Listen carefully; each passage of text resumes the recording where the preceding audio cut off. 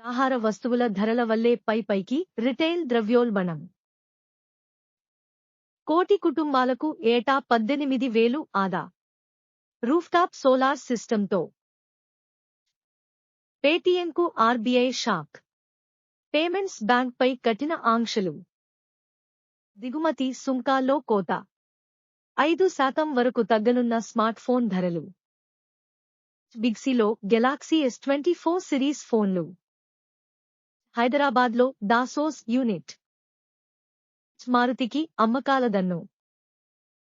కేంద్ర ప్రభుత్వం చురుగ్గా చర్యలు చేపట్టడం వల్లే ద్రవ్యోల్బణం నియంత్రణ స్థాయికి దిగివచ్చిందని కేంద్ర ఆర్థిక మంత్రి నిర్మలా సీతారామన్ చెప్పారు. గురువారం వచ్చే ఆర్థిక సంవత్సర 2024 నుంచి 25 వరకు తాత్కాలిక బడ్జెట్ను ప్రవేశపెడుతూ ఈ సంగతి వెల్లడించారు. ద్రవ్యోల్బణం దిగి వచ్చిందని తెలిపారు. రిటైల్ ద్రవ్యోల్బణాన్ని నియంత్రణ స్థాయి 4 నుంచి 2% మధ్యకు తీసుకురావాలని ఆర్బీఐకి కేంద్ర ప్రభుత్వం దిశానిర్దేశం చేసిందన్నారు.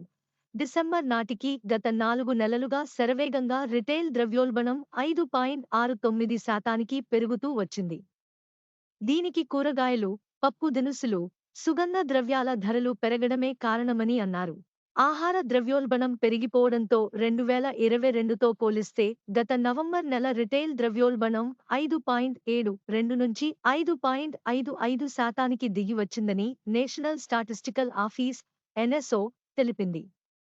డిసెంబర్ 2022 రిటైల్ ద్రవ్యోల్బణం 4.19% ఉంటే డిసెంబర్ 2023 నెలలో 8.7%కి పెరిగిందని పేర్కొంది.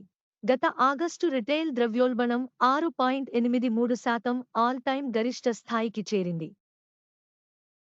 పర్యావరణ పరిరక్షణ లక్ష్యంగా ప్రధానమంత్రి నరేంద్ర మోదీ ప్రకటించిన ప్రధానమంత్రి సూర్యోదయ యోజన పథకం కింద గృహ అవసరాలకు ప్రతి నెలా ఉచితంగా 300 యూనిట్ల విద్యుత్ అందించడమే తమ లక్ష్యం అని కేంద్ర ఆర్థిక మంత్రి నిర్మలా సీతారామన్ చెప్పారు. దీంతో ప్రతి కుటుంబానికి 18,000 ఆదాయం ఆదా అవుతుందని తెలిపారు. 2024 నుంచి 25 వరకు ఆర్థిక సంవత్సర తాత్కాలిక బడ్జెట్ ప్రవేశపెడుతూ ప్రధానమంత్రి సూర్యోదయ యోజన పథకం కింద 1 కోటి ఇండ్లకు రూఫ్టాప్ సోలార్ వ్యవస్థను ఇన్స్టాల్ చేస్తామని చెప్పారు. దీనివల్ల ప్రతి కుటుంబానికి నెలకు 300 యూనిట్ల ఉచిత విద్యుత్ లభించడంతో పాటు ఏడాదిలో 15,000 నుంచి 18,000 వరకు ఆదాయం ఆదా అవుతుందని నిర్మలా సీతారామన్ పేర్కొన్నారు. ఈ రూఫ్ టాప్ సోలార్ యూనిట్లతో ఉత్పత్తయ్యే విద్యుత్లో మిగిలిన కరెంట్ను విద్యుత్ పంపిణీ వ్యవస్థలకు అమ్ముకోవచ్చని చెప్పారు. గత నెల 22లలో అయోధ్యలో చారిత్రక రామ మందిర ప్రాణప్రతిష్ఠ తర్వాత ప్రధానమంత్రి నరేంద్ర మోదీ ఢిల్లీలో ప్రధానమంత్రి సూర్యోదయ యోజన పథకం ప్రకటించారు. దాని కొనసాగింపుగానే ఈ పథకం వివరాలు వెల్లడిస్తున్నట్లు ఆర్థిక మంత్రి నిర్మలా సీతారామన్ తెలిపారు. విద్యుత్ వెహికల్స్ బ్యాటరీల ఛార్జింగ్ కోసం ఈ పథకం సహాయకారిగా నిలుస్తుంది. భారీ స్థాయిలో విద్యుత్ ఛార్జింగ్ కేంద్రాల స్థాపనకు ఉపకరిస్తుంది. విద్యుత్ ఛార్జింగ్ కేంద్రాల స్థాపనతో పాటు విద్యుత్ ఛార్జింగ్ మౌలిక వసతుల కల్పన, విద్యుత్ ఛార్జర్ల తయారీ, ఇన్స్టలేషన్, ఆయా కేంద్రాల నిర్వహణ, సాంకేతిక నైపుణ్యంతో పాటు యువతకు ఉపాధి అవకాశాల కల్పనకు వీలు కలుగుతుంది అని చెప్పారు. 2070 నాటికి విద్యుత్ తయారీ, వినియోగంలో పూర్తి స్థాయిలో కర్బన ఉద్గారాల నియంత్రణకు దారి తీస్తుందని చెప్పారు. Paytm payments bank limited PPBL పై Reserve Bank of India RBI కొరడా గెలిపించింది.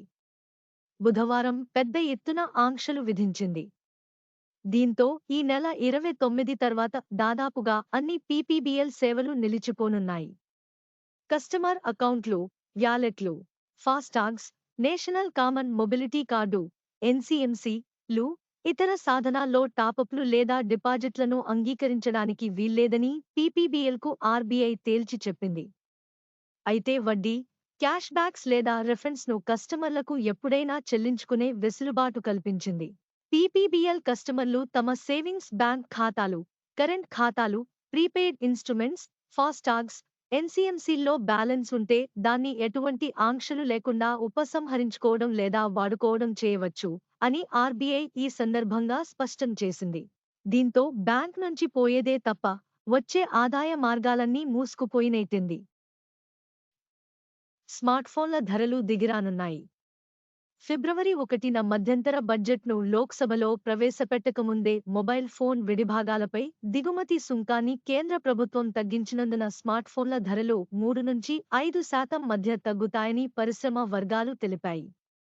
Battery cover, lens, SIM socket తదితర మొబైల్ ఫోన్ తయారీలో వినియోగించే విడిభాగాలపై దిగుమతి సుంకాన్ని 15% నుంచి 10%కి తగ్గిస్తున్నట్టు కేంద్ర ఆర్థిక శాఖ తాజాగా ప్రకటించింది. సెల్యులార్ మొబైల్ తయారీకి ఉపయోగించే అన్ని విడిభాగాలపై దిగుమతి సుంకం 10%కి పరిమితం చేస్తూ నోటిఫై చేసింది. సుంకాల్లో కోత పెట్టినందున ఫోన్ల తయారీ సంస్థల వ్యయాలు తగ్గుతాయని, ఈ ప్రయోజనాన్ని త్వరలో వినియోగదారులకు మళ్లిస్తాయని పరిశ్రమ నిపుణులు చెప్పారు. ముఖ్యంగా ఎంట్రీ బడ్జెట్ స్మార్ట్ఫోన్ల ధరలు 3-5% వరకు తగ్గవచ్చని వెల్లడించారు. దేశంలో మొబైల్ తయారీకి ప్రోత్సాహకంగా తీసుకున్న ఈ నిర్ణయం పట్ల ప్రధానికి, ఆర్థిక మంత్రికి కేంద్ర టెలికాం మంత్రి అశ్విని వైష్ణవ్ కృతజ్ఞతలు తెలిపారు.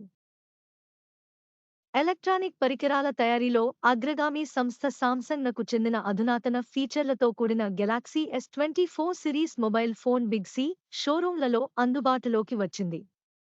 ఈ మొబైల్ను బిగ్ సి ఫౌండర్ బాలు చౌదరితో కలిసి ప్రముఖ నటి మృణాల్ ఠాకూర్ ఆవిష్కరించారు. ఈ సందర్భంగా ఆమె మాట్లాడుతూ శాంసంగ్ గెలాక్సీ S24లో అల్ట్రా, S24 ప్లస్తో మార్కెట్లోకి విడుదల చేయడం సంతోషంగా ఉందన్నారు. ఈ సందర్భంగా బాలు చౌదరి మాట్లాడుతూ, గెలాక్సీ S24 సిరీస్ ఫోన్లలో అత్యంత అధునాతన ఫీచర్స్ కలిగి ఉన్నాయని, live translate, two way real time voice, chat assist, phone calls text translation, interpreter, Android note assist, transcript assist వంటి అత్యాధునిక ఫీచర్లు కలిగి ఉన్నాయని, visual engine, quad tele system, 5x optical zoom lens, enhance digital zoom, nightography వంటి ఫీచర్లను పొందుపరిచినట్లు తెలిపారు. గ్రానైట్ల తయారీ సంస్థ దాసోస్ తాజాగా హైదరాబాద్లో హోమ్ ఇంటీరియర్ సేవలు ప్రారంభించింది. గృహానికి సంబంధించిన అన్ని రకాల వస్తువులను అందించాలనే ఉద్దేశంతో నగరానికి సమీపంలో తూప్రాన్ వద్ద 40 కోట్ల పెట్టుబడితో ప్రత్యేక ఉత్పత్తి కేంద్రాన్ని ప్రారంభించినట్టు కంపెనీ ఈడీ మనోజ్ కశ్యప్ తెలిపారు. 2 లక్షల చదరపు అడుగుల విస్తీర్ణంలో ఏర్పాటు చేసిన ఈ యూనిట్తో వందలాది మందికి ఉపాధి అవకాశాలు లభించనున్నాయని పేర్కొన్నారు. జర్మనీ టెక్నాలజీ, సాఫ్ట్వేర్, ఈక్విప్మెంట్తో మాడ్యులర్ ఫర్నిచర్ను ఉత్పత్తి చేయనున్నట్లు తెలిపారు. తమ వ్యాపారాన్ని మరింత విస్తరించడానికి 100 కోట్ల మేర పెట్టుబడి పెట్టబోతున్నట్లు ఆయన ప్రకటించారు. కార్ల తయారీలో అగ్రగామి సంస్థయైన మారుతి సుజుకీ లాభాలకు అమ్మకాలు దన్నుగా నిలిచాయి. డిసెంబర్తో ముగిసిన 3 నెలల కాలానికిగాను సంస్థ 3,207 కోట్ల కన్సాలిడేటెడ్ నికర లాభాన్ని ఆర్జించింది. 2022 నుంచి 23 వరకు ఏడాది ఇదే త్రైమాసికంలో నమోదైన 2,406 కోట్ల లాభంతో పోలిస్తే 33% పెరిగింది. కంపెనీ ఆదాయం ఏడాది ప్రాతిపదికన 15% ఎగబాకి 33,513 కోట్లకు చేరుకున్నది. గతేడాది ఇది 29,251 కోట్లుగా ఉన్నది. గత త్రైమాసికంలో సంస్థ 5,01,207 యూనిట్ల కార్లను విక్రయించింది. అంతక్రితం ఏడాది ఇదే సమయంలో విక్రయించిన 4,65,911 యూనిట్లతో పోలిస్తే 8% అధికం. చిన్న కార్లకు డిమాండ్ అంతకంతకు పడిపోయినప్పటికీ దేశీయంగా సంస్థ 4,29,422 యూనిట్ల వాహనాలను విక్రయించడం విశేషం. 71,785 యూనిట్ల వాహనాలను ఇతర దేశాలకు ఎగుమతి చేసింది.